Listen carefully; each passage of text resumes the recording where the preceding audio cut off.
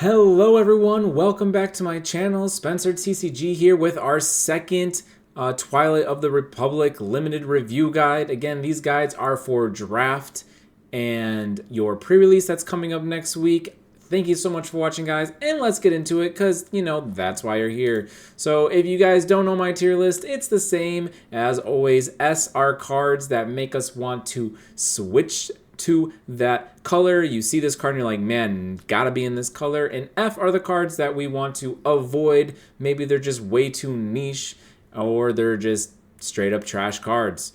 And then we have everything few and far between. C are the cards that our deck is usually going to be made up the most. And, the more B cards and the less D cards, the better our experience is going to be. But let's get started with the red bad guys. We have Maul, super cool leader. He deploys on 6 and is a 6/6. That's a lot of sixes. He has Overwhelm, and he gives your whole board Overwhelm. On his non-leader side, you can turn him sideways, attack with a unit, and it gains Overwhelm for the attack. This is an overall, decent unit. He has okay stats. I mean, 6 attack on a leader is really high. This guy's going to come in and punish your opponent. And because he's giving your units Overwhelm throughout the game, because he has, Overwhelm himself, and then when he summons, everybody has Overwhelm. This guy's really aggressive, and he's an aggression. I actually like this leader more than... I think the 6 attack is really huge. 6 attack on a leader is a lot, especially coming down on 6 resources. He's going to one-shot all the leaders that only have, 6 health. There are a few with 7, but, there are some with 6. So I like Maul. I think I'm going to give him a B. I think that if you open him, you should be excited and want to play him. Like, he's a cool leader. And yeah. Next up, we have the opposite of a cool leader. I actually think this guy has some constructed viability, but for limited, he's a lot weaker. He can pay 1 action to deal damage to a unit equal to the number of cards you've drawn this phase. But it does not include the cards you draw for turn, so you gotta do draw spells or draw effects if you want to be doing damage to anything.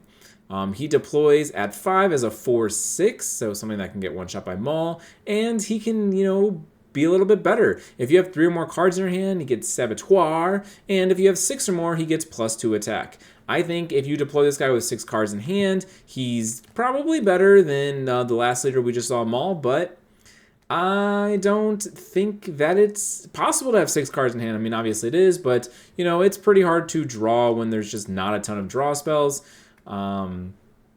I think, you'll reliably have 3 or more cards in hand for that effect. I just don't know how relevant it is. I think the big downside to this guy is that I think his non-leader side is pretty unviable. So I just wouldn't look forward to playing this guy. Luckily Maul's the common, so we could rejoice in that regard. But I'm gonna give this guy a D. He's pretty niche. You really need a lot of draw spells to make him work, and I just don't know if there's enough of them in this set. And this is going to be the base option. I mean, again, I don't really like double red, but we gotta include it because it's a red card. This is probably, I don't know if it's the worst one, but I think the green one's better, the one that summons 2 droids. This drawing a card is pretty bad. You could say, well, I opened all the red cards. I need more card draw. I got my Previsla. We're going to play the camp, but not worth it, man. Don't play this card. It's very bad. Yeah, F. All right. Next up, we have Bo-Katan, and she is a 2-costed 2/3 ground unit Mandalorian synergy. Let's go. While you control another Mandalorian unit, this unit gains Overwhelm and Saboteur, and while you control another trooper unit, this unit gets +1/+0. Now, there are a lot of troopers in this set. There's not many Mandalorians, but there are a lot of troopers. But she's reliable. She's a 2-drop 2/3. That's exactly what you want. Sometimes she gets a little bit bigger. She's probably on the higher end of C, probably making her way to like a B-. We're probably usually not cutting 2-drops unless we have a lot of them, but this is probably the one we're going to keep, so we'll make it a B. We're not cutting this card. Now we got Series Officer. It is a 2-costed 2/1. When defeated, deal 2 damage to a base. This card is pretty aggro, but also not aggro at the same time. You want your aggro units to be a little sticky so that they can swing multiple times. This guy dies to everything as it only has 1 health. It's nice that you can swing for 2, and if they trade it, you do another 2 damage to base. So you got to be a really, really aggressive deck to want to make this card work. I don't know, if you play this and your opponent plays a space unit, you swing 2, you exploit him with like Dooku or something, or just any exploit card, that's getting kind of cool, and you're getting that extra damage. So, this card is probably on the lower end of a C. I personally don't really like it. I'd give it a D. I think it's a little niche. I'm going to cut it most of the time unless my deck wants to be very aggro. Next up, we have Confederate Tri-Fighter. It is a 3-costed 3/3 space unit, separatist droid vehicle fighter, has all the tags ever, and bases cannot be healed. This card seems to be a little bit more constructed focused. If you guys watched my last limited review, there are 3/4 ships, and they are a plenty. 3/4 ships destroy 3/3 ships, if you did not know. So that's kind of sad. I think this card is actually going to be on like the D side. I'm probably going to be cutting it more times than I'm playing it. If I really need an extra space unit, then maybe I add them in, but I'm not looking forward to playing this card whatsoever. All right, next up we have B1 Attack Platform. It's a 3-costed 5/2, first of its kind, really low health, really high attack. It's a vanilla, but I think if your deck is aggressive and you have pretty good 2-drops, I think you can reliably stick this guy and hit your opponent for 5, and then your opponent, whatever they attack into, it's going to die. As long as this card doesn't get traded with a 2-drop, you're very happy. So keep that in mind. I think that's going to go to an overall C. It's just a playable card. I can see myself sometimes cutting it if I have a lot of 3/4s. But also if I'm a more aggressive deck and I really think that I'm like ground focused, this card can definitely get in for 5 and kill your opponent's 3-drop, which is exactly what the aggro deck wants to do. Next up, we have Asajj Ventress. She is a 4-costed 2/4 Force Separatist Sith unit with Exploit 2, meaning this card could cost 0 if you want to exploit her. And on attack, if you've attacked with another Separatist unit this phase, this unit gets +3/+0 for the phase. Wow, this thing swings for a lot of 4 mana, 5/4, but you have to have attacked with another Separatist unit. I think she's a little bit understated, but that's because she comes with Exploit. It is our first Exploit card, so we should mention that Exploit's a kind of a weak mechanic unless we have 1/1s or, stuff that we don't care about at all, like that droid we saw before, where we can cheat this card out. If we're making incidental 1/1s, this card costing 2 is pretty nice. Kill a 1/1 to get a 2/4 that sometimes attacks for 5. That's pretty cool. I think this card is pretty deck dependent. I would say in like a vacuum, it's probably a C. But if you have a lot of exploit 1/1 synergy stuff going on, if your deck contains a decent amount of Separatists, this card could be what carries you through and probably goes to the higher B range. Next up, we have Darth Maul. It is a 5-costed 5/6 ground unit for Sith. This unit can attack 2 units instead of 1. That's a super cool effect. Really good at picking off your opponent's, you go swing, you kill 2 droids, 2 clone troopers, it's still alive, and then your opponent has to trade a real card into it, and you just 3-for-1 them. Darth Maul is super strong. It is a legendary, so you're not going to see it. It has great stats. I mean, I'd play this card even if it had a blank text because I'm always looking at stats, especially in Limited.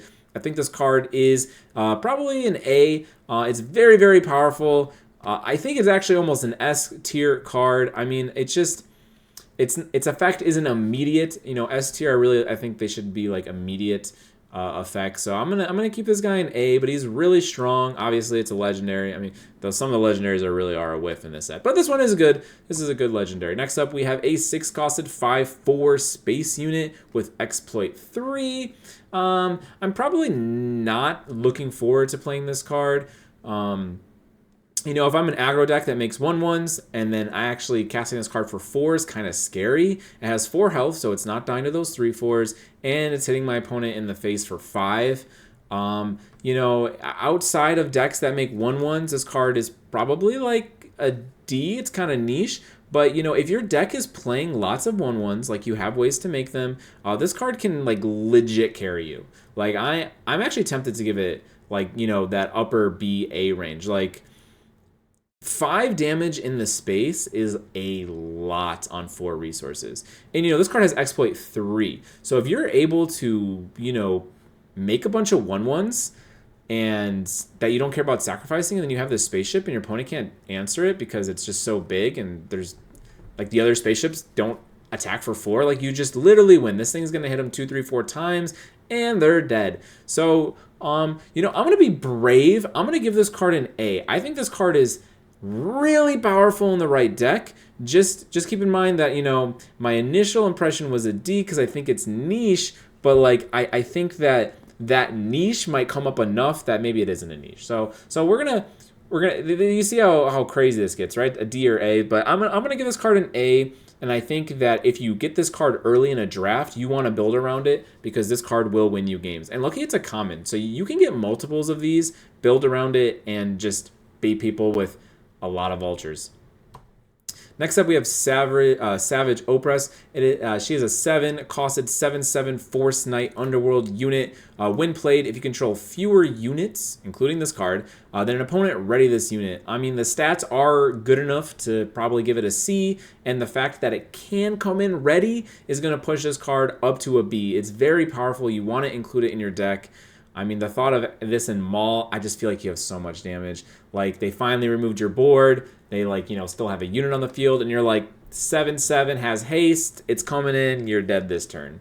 Like, that's spooky scary. Next up, we have Count Dooku the Fallen Jedi. He's an 8-costed 6/6 Overwhelm unit with Exploit 2.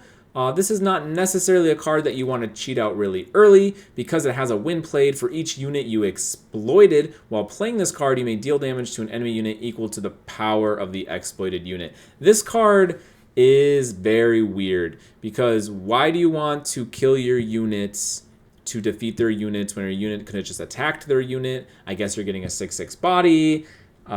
It's kind of weird, right? I said you don't want to exploit it early. I guess you could play it for 4 and somehow have your 2 and 3 drop trade into their 2 and 3 drop. That'd be pretty cool, I guess. He's not necessarily card advantage because you do, again, like you don't get his win plate effect unless you exploit something, which I think is another problem with this card because you usually want to exploit small things. Like, oh, it is weird. You know, like, this card does have great synergy with like that 5/2 if you can make that happen and you can, you know, really like kill a 4-drop then. This card has some uses. I will say, like, as a top deck with no board, this card is absolutely trash. Like, you don't want to play an 8-costed 6/6. And because of that, because it does have a really big downside of just being a liability, though again, it is Star Wars, you can always resource bad cards. I'm going to put this card just in the C range. Maybe you guys can give me some hate for that. I can see myself cutting this card from my deck sometimes. Like, again, it's even in the good case scenarios where I kill my guys to kill their guys and I get a 6/6, like, yes, that's fine, but like, again, I lost my guys, and it's hard to like have attacked with those guys, your opponent not kill them, then I Dooku. Like, oof, I don't know. I can imagine scenarios where this card is good, but also scenarios where it's really bad. I'm going to put it in the middle and give it a C. Next up, we have Corner the Prey. It's a 1-costed event. Attack with a unit. It gets +1/+0 for this attack for each damage on the defender at the start of this attack. So if it's not like pseudo grit, you know, it's damage on the defender. This card is really bad. I don't really like buffs for the turn in general, but this is like a niche buff effect for the turn. That's crazy. Let's give it an F. Next up, we have Self-Destruct. Defeat a friendly unit if you do deal 4 damage to a unit. I like this card because there are 1/1s running around. I like having options for removal. While it's not necessarily like, it could feel like a -1 doing it. It only costs 2, which is pretty cheap. So I'm actually going to give this card a B. I'm going to call it premium removal. I give all removal Bs usually. And, you know, after watching all those green cards, there was like none near removal in there. So it's nice to see something that does some damage. I'm going to give it a B. But, you know, you don't want to kill real units to use its effect unless you have to. All right, let's get to the good guys. So we have Ahsoka Tano. This is the structure deck card, so you're going to get this one guaranteed. So you can reliably always play her if you want to. She has Coordinate, and on both sides. Her non-leader side, you can tap her, attack with a unit. It gets +1/+0 for this attack. Again, if you guys don't know what Coordinate means, you need to have 3 guys, and it includes the person. It doesn't include her, obviously, when she's not a leader. So, I don't know. It's kind of like the, IG-88, was that his name, from set 1? where you make a unit a little bit bigger, but you know, it has like these requirements. I'm assuming if you have coordinate, you probably have more units than your opponent, so it's kind of similar to that. And that card was like kind of whatever. That was a 5/4. This is a 3/6. She's kind of understated. When she does have coordinate on flip, though, she's a 5/6, which actually hits really, really hard. I think that maybe you'll get, you know, a damage or two from her non-leader side, but I think you can reliably-ish, you know, swing for 5 with her at least once, which is pretty good. I think if you have no other options, like the other ones just don't feel right to you, we're going to talk about them in a second, then you can go with her. I think she's like a C, though. I'm not like too excited, but I might end up having to play Ahsoka. That's just, you know, especially, you know, the more wide your deck goes, I just think like the 1/1s are easier to make than 2/2s. But I think the more wide your deck, which is sucks because the coordinator with the 2/2s anyway, the more wide your deck goes, the better she gets because the leader swinging for 5 on flip is good. Next up, we have Anakin. He has deal 2 damage to your base, attack with a unit. If it's attacking a unit, it gets +2/+0 for this attack. I actually like that. I don't mind taking some base damage, you know, for effects. I don't really like playing like the, you know, the 25 health base, as I said earlier, to draw a card. But this is, you know, you don't have to do it. It's whenever you want. You can do it more than once. You can like up trade a lot. I like that. And then we look at his leader side. He deploys at 6. He's a 4/7 with Overwhelm. And he gets +1/+0 for every 5 damage on your base. I think this guy is flipping at like a 6/7 most of the time. Like, you're probably taking about 10-ish damage by 6 resources. But maybe you've taken 20 damage. And then, like, what the heck? Why is my leader an 8/7? Like, that's crazy. Anakin is crazy. I think he's crazy. I mean, he's on par with Maul, except, you know, he has 7 HP. So, like, if I'm flipping a 6/7 on 6, oh, that's so good. It's so good. And again, I like his ability. I like that you can uptrade your 2/2s that you make him a 4/2. Who cares that you're taking base damage? You're going to get a bigger leader because of that. This guy is approaching an S. I think I should eventually give a leader an S. So we're going to give Anakin the first one. He's an A to S. I think if you open him, you should really, really try to be like, how can I make my deck build around this man? Because he is very good. On the flip side, we got Mace Windu. I really like this character, but not a fan of his effect. So you can pay 1 to deal 1 damage to a damaged enemy unit. Ugh, why can't just say an enemy unit? Like, pay 1 to do 1 to an enemy unit? That's like fair. I think that's fair. But then if it has 5 or more damage on it, deal 1 damage to it. Okay, I don't know what units have 5 or more damage, and I'm like doing the last 2. Oh, that's weird. At least it can hit leaders, I guess. So, like, if a leader attacks another leader and barely lives, like, Mace Windu can pick it off. I think that's really, really comes in. He deploys on 7 as a 5/8, and he does 2 damage to each damaged enemy unit. That deploy is pretty good. It's a lot better, at least, than I think his action ability. I don't know. He's a little bit more control-y, and red good guys generally tends to be more aggressive. And like when you compare these two, like what would you rather be doing, you know? Would you rather flip an 8/7 or a 5/8 a turn later? So, you know, you get to these. Obviously, it's not always an 8/7, but like I say, it's probably a 6/7. I mean, Mace Windu, I think because Anakin is so good and is a common, I think that it brings down Mace Windu a little bit, and I think he's just a C. I don't like that you have to do damage to a damaged unit, which means you had to have attacked it, then you have to pay 1 to kill it.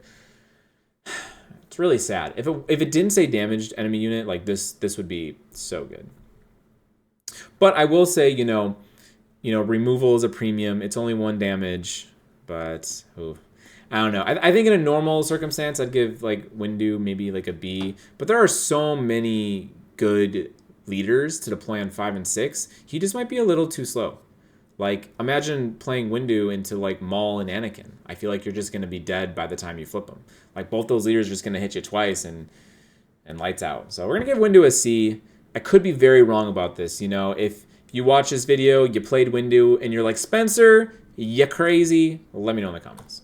All right, let's get to the units. We have Soldier of the 501st is a 1-costed 1/3 ground unit with Raid 1. I do not like this card. No. I have to be like a really, really aggressive deck to want to play this card.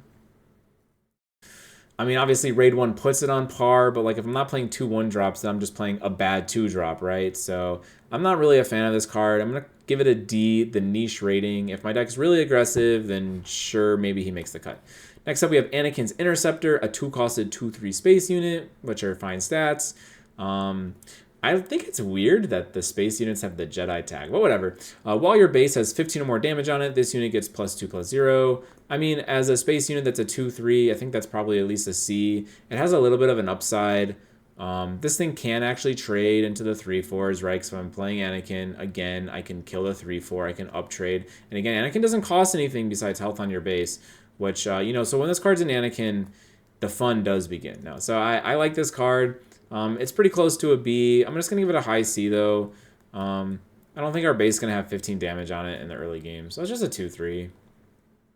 Next up, we have Jyn Erso, 2-costed 3/2 Rebel ground unit. Really nice for constructed because she's a rebel, but while an enemy unit has been defeated this phase, this unit gets +1/+0 and Saboteur. So, I mean, I think she's just going to trade with the first thing of the game. You know, if you're a really aggressive deck and you're playing multiple dudes, maybe she lives and gets a little bit more value. But I think most of the time, she's just your classic playable 3/2, and that's what she is. Next up, we have the Batch Brothers. A 3-costed 2/1 Republic Clone Trooper. When played, create a Clone Trooper token. I actually like this card. In total, it's 4/3 of stats, but it's divvied up between two bodies, which is actually what you want because there's a lot of coordinate synergy. I think this is actually a staple in any deck that's trying to do anything coordinate. And because of that, you're not ever cutting that, right? So it's going to be a B. Yeah, I like that it's two bodies. It feels good in Anakin because then next turn you can attack with this for 4 and kill whatever they played and still have your 2/2. So this is at least a B. Next up, we got Jesse. It's a 3-costed 4/4. Hello. Raid 1. When played, an opponent creates 2 battle droid tokens. It's so funny to compare this to Grievous. They're like, guys, we made a 3-costed 4/4, so it needs to have a downside. And then they put in Grievous, and they're like, 3-costed 4/4 with upside, right? Obviously, this card has Raid 1, so, you can hit for 5. I don't think I want to play this almost any of the time. If you guys notice, the keywords of this set are exploit and coordinate. I am either giving my opponent 4 mana or the rest of their coordinate. That seems awful. So awful, in fact, I'm willing to give a 3-mana 4/4 an F. I don't think you guys should ever play Jesse. This card is extremely risky. Like, can you imagine playing this and your opponent's like, all right, here's my 8-drop because you gave me 2 units to exploit with. Thanks. So now I have a 7/7 and you have a 4/4. Good trade, sir.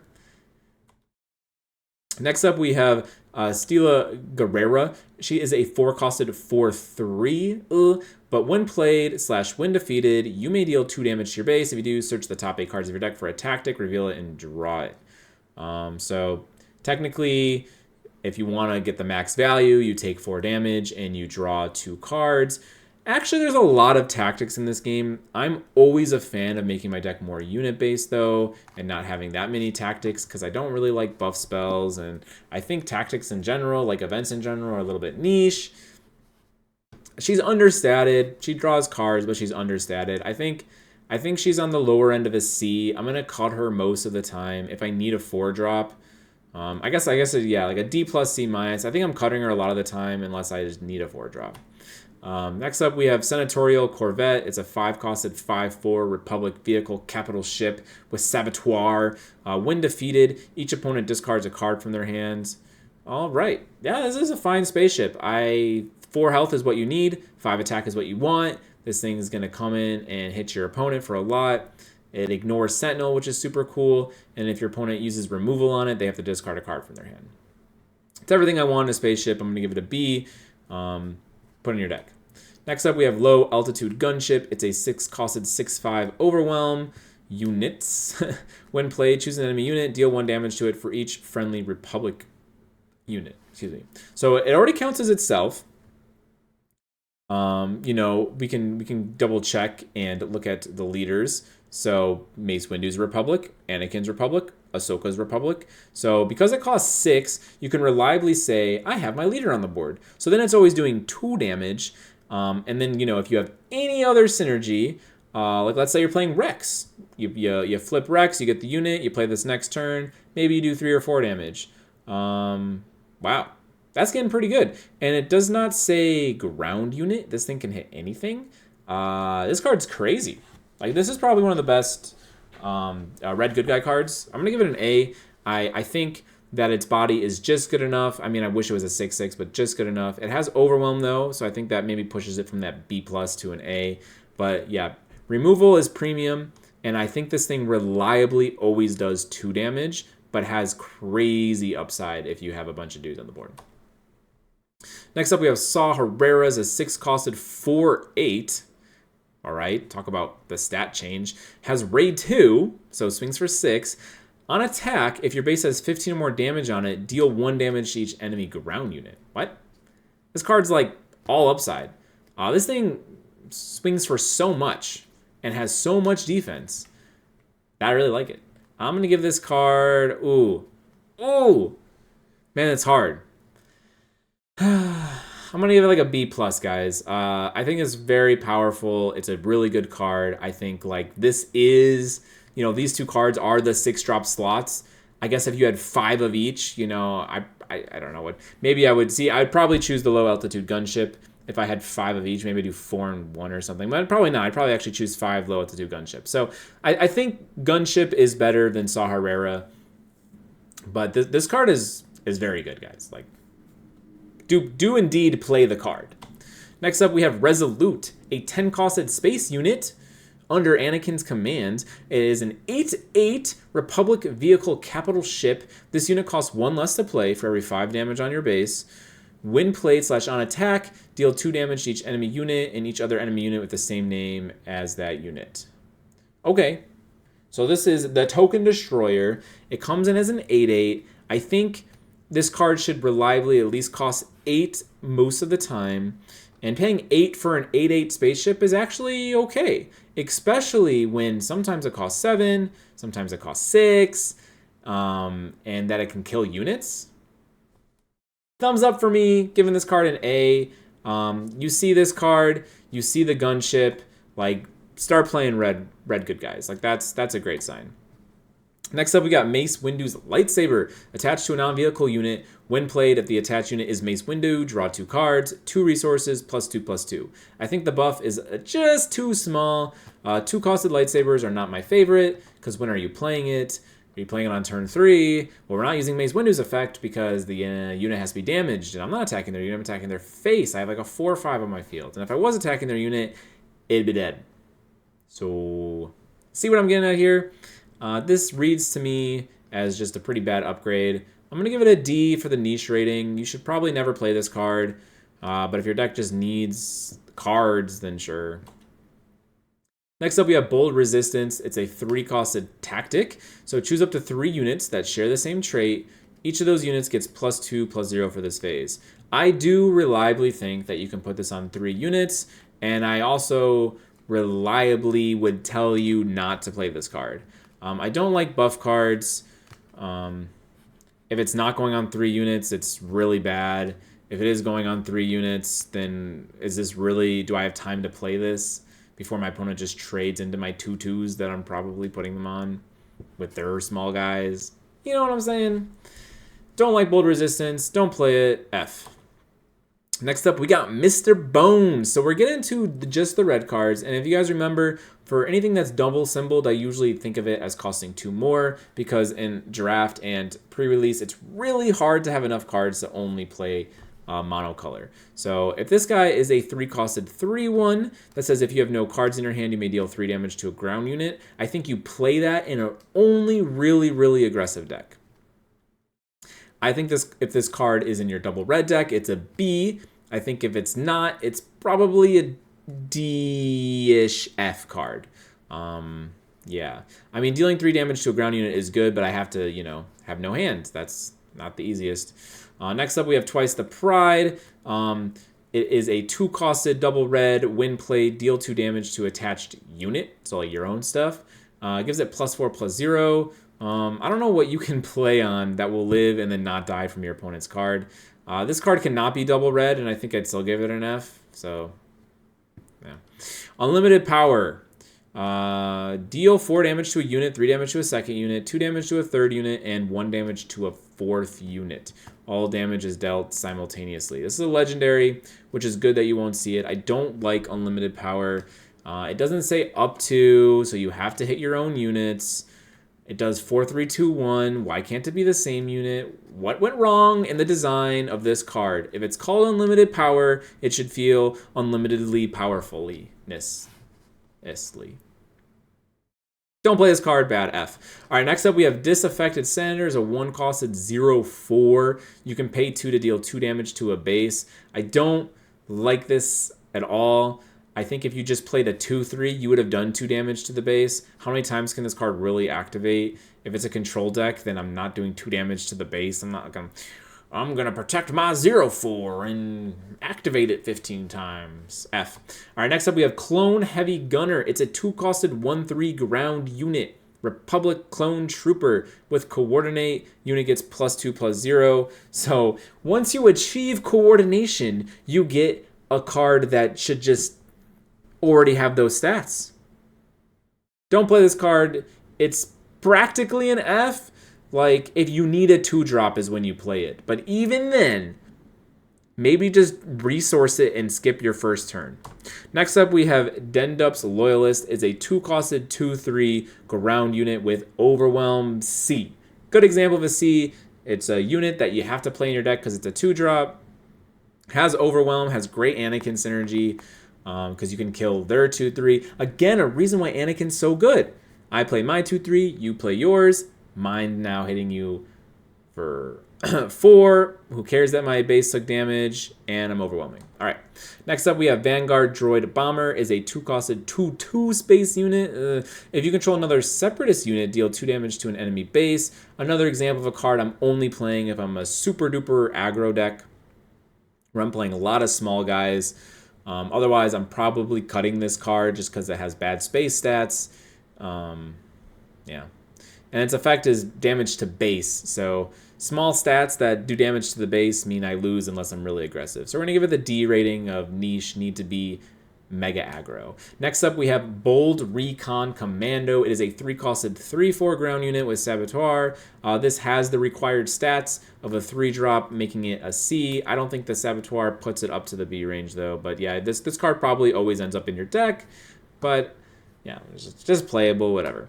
Next up, we have Reckless Torrent, a 3-costed 3/1 Coordinate. When played, you may deal 2 damage to a friendly unit and 2 damage to an enemy unit in the same arena. Wow. This card has bad stats. Why were they like, we have to understat this card because it can deal 2 damage. But it has to hit your guy too. What's going on here? I hate this card. I hate it. I don't like it. It's like anti-coordinate. You need a bunch of units, and then you probably have to kill one of your units, or you're damaging your good, healthy unit just to deal 2 damage and kill their bad unit. I don't know. Ugh, I hate this card. I'm going to give it a D, though. It is a space unit with 3 attack. If you're an aggro deck, you should probably play this card, but I really don't like it. Relentless Rocket Droid is a 4-costed 3/5 ground unit, so it's slightly understated. While you control another trooper unit, this unit gets +2/+0. Woo! I do think it's easy to control another trooper unit because there's a lot of them. So this thing hitting for 5, a 4-costed 5/5 is really nice. A 4-costed 3/5 is probably a D. So, you know, you put them together and you have a C. Just a playable card. Next up, we have Heavy. It's a 4-costed 4/4. Coordinate gets raid 2, so it'd be swinging for 6. When defeated, deal 1 damage to each enemy ground unit. I think that makes up for the fact that a 4/5 can't trade into it because it would then die. Plus, you get the added benefactor of killing all their 1/1s. Also, this thing does hit for 6 sometimes. Yeah, it reminds me of Hunting Nexu, and I actually really liked that card. It was the one if you control another red unit, it gets +2. I'm pretty sure I gave that card a C, but man, I really like that card while playing it. Like I've kind of felt like a B. I think this card is similar, but you know the when defeated, dealing 1 damage to each enemy ground unit, I actually think is pretty decent. There are small guys. Um, the other way, they're 2/2s, and if you're playing Mace Windu, I think like this is the exact card you would want in Mace Windu. I think this card probably fills enough holes that it's probably just a B and a reliable 4-drop that you should just have in your deck. Next up, we have Kit Fisto. It's a 6-costed 7/6 Savitar. Coordinate on attack. You may deal 3 damage to a ground unit. Nice. This thing's crazy. It's got great stats. It ignores Sentinel, and for some reason, it also can deal damage to ground units. And it's a rare, not a legendary. This thing is approaching A. I think it's really close. It's really close, guys. The B plus A minus range, you know, I don't want to give too many things an A, but the red cards are feeling really good. Like after doing the green video, can confidently say that the red cards feel much stronger. But they usually do feel pretty good in pre-release and stuff. But yeah, we're going to stick with that, like a B plus A minus. This card is very strong. Next up, we have Aurora Singh, 7-costed 7/6. So same stats, but 1 more cost. Has Overwhelm. When an enemy ground unit attacks your base, ready this unit. Oh boy. She's like, hey, you can't attack me now. That's kind of spooky scary. She has a kind of crazy effect, but her stats are a little weak. I can see her getting, you know, traded by a 6-drop. You don't have to attack the base. Also, space units don't activate her. You could just attack into her. I think if you need a 7-drop, you'll put her in your deck. She has Overwhelm. She's like the C range. I think she's a playable card. I think I would cut her, though. Like, I'm not going to give her a B because I think I would cut her if I had different cards that we've seen earlier. Like, I like this card a lot more. And maybe I'll like this one more. Next up, we have Heavy Persuader Tank. It is a 7-costed 6/5 ground unit, Separatist droid vehicle tank. Yes. With Exploit 2, when played, you may deal 2 damage to a ground unit. All right, I like stuff that deals damage. It's only 2, though, so, you know, the hero card's a little bit better. You know, I can kill one of my 1/1s, bring this out as a 5-costed 6/5, and if I do that and I deal 2 and pick off, you know, like one of their tokens, that feels pretty good. I think this card is just solid. B. It's gonna feel fine even when it costs 7. Not great, but fine, because at least it did something, right? 2 damage. Next up, we have Old Access Codes. It is a 1-costed upgrade. When played, if an opponent controls more units than you, draw a card. I think if this card costed 0, I probably wouldn't play it. So there you go. F. Next up, we have Clone Cohort. It is a 2-costed upgrade. Attach unit gains rate 2, and when defeated, create a Clone Trooper token. So I'm buffing my guy, and I'm spending 2 resources for a 2/2 one day. This is like an example of an upgrade that says, hey, if your opponent 2-for-1s you get a 2/2 back, but you're getting no stats from it, but you're getting rate 2. This is like barely a D. Barely. Again, guys, I don't like upgrades, and I don't like this card. Daring Raid. Nice. I always say premium removal is premium and should be a B, and I actually think Daring Raid does make the cut. I think 2 damage is actually enough to pick off stuff. It combos really well with Mace Windu, so for 2 resources you can do 3 damage to something. It does make the B mark, but it is, you know, obviously lower. But I will say, like in an aggro deck, like doing 2 more damage to base from hand is really sick. So this card's good. Should just go in your deck 100% of the time. You know, you resource if you don't need it, but this is a card that will come up and be useful a lot of the time. Next up, we have Grenade Strike. It is a 2-costed event. Deal 2 damage to a unit. You may deal 1 damage to another unit in the same arena. Yes, play this card. B, again, removal is a premium. This thing can pick off 2 units, which you do want to do because of Exploit and Coordinate. I can see it picking off, you know, a 2/2 trooper, and then, like, you know, doing 1 damage to where you got value traded. So now you can unvalue trade them and do a 2-for-1 and 1 card. So it's a B. Same thing as Daring Raid. Like, if it just doesn't line up, you know, these are cards that you're okay resourcing because, like, sometimes they're just so good, right? Like, it's not like oh, this is a bad card all the time, so I have to resource. Like, you don't want those, right? Like, you want all good cards, and then if you have to resource, it's fine. Next up, we have Grim Resolve. It's a 2-costed tactic. Attack with a non-leader unit. It gains grit for this attack. Again, guys, I don't like buff spells. Obviously, this thing can kind of go crazy. It could be like a +5. I don't see it coming up that much, and this type of card is the card that you would need to hold in your hand all game and wait for like the optimal way to use it. And I much rather hold cards that have impact for sure. So I'm gonna give this card like an F+. I don't know, just don't play it. Blood Sport is a 3-costed fringe event. Deal 2 damage to each ground unit. Again, this is a B. I mean, if you're a space-heavy deck, that's going to feel great. It picks off all the little things in the game. Obviously, it hits your own things, so you got to be a little bit careful. But removal is premium. This is a B. Next up, we have Strategic Analysis. Here's the draw card we've been waiting for our pre-Vizsla leader. Draw 3 cards. I'm never playing this card unless I'm playing pre-Vizsla. And even then, you know... Because then you got to think about it, like, for 6 resources, I'm going to draw 3 cards, spend 1 to deal 3 damage, and then, so draw 3, deal 3 damage, and make my leader hopefully have 6 attack after that. Did it go to 5? 5 or 6, but it got bigger, right, when I have 6 cards in hand. But otherwise, I'm, like, never playing this card. It's an F outside of pre-Vizsla, and then maybe, like, a C-ish in that deck. Maybe. I'm not excited about it, though. Like, again, for 6 resources, you can call it removal. That draws you cards. For 6 resources, it's Caught in the Crossfire, a disastrous event that says choose 2 enemy units in the same arena. Each of those units deal damage equal to its power to the other. Nice.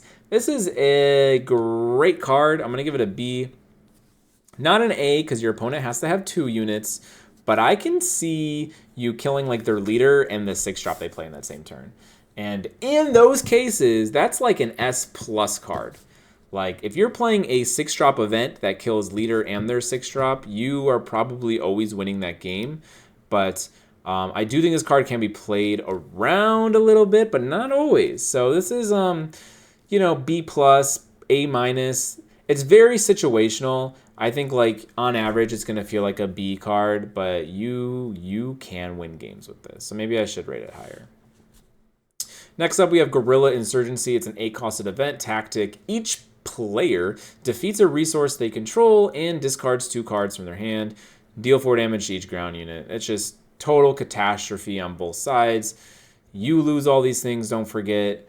It seems like an anti-control card sometimes, but then also not, because it's dealing 4 damage to ground units. I don't really understand this card.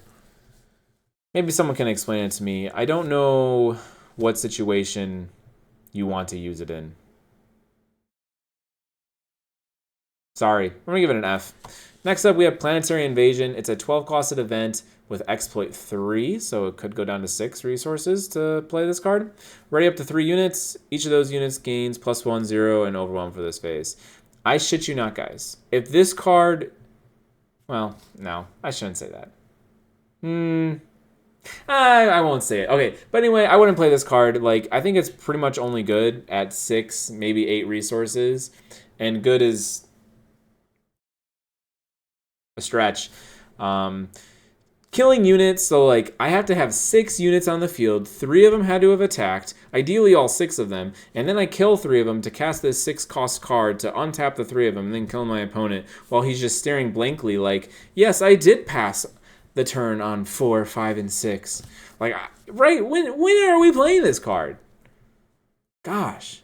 If it wasn't a legendary, I'd say open it, rip it, but even though, are you guys even going to play this in Constructed? Maybe we can make like a collage rip page of Planetary Invasions. F+. And we did it, guys. Another video in the works. So now we have the green video out, and this video will be just released a few hours that same day. And then I'm pretty sure Monday and Tuesday will be the last 2 colors, blue and yellow. And we'll try to get the colorless cards in. They're kind of uninspiring, this one, but we can talk about them still. But thank you guys so much for watching. I really do appreciate it. If you have any advice or things you want to say, drop them in the comments. But as always, guys, peace.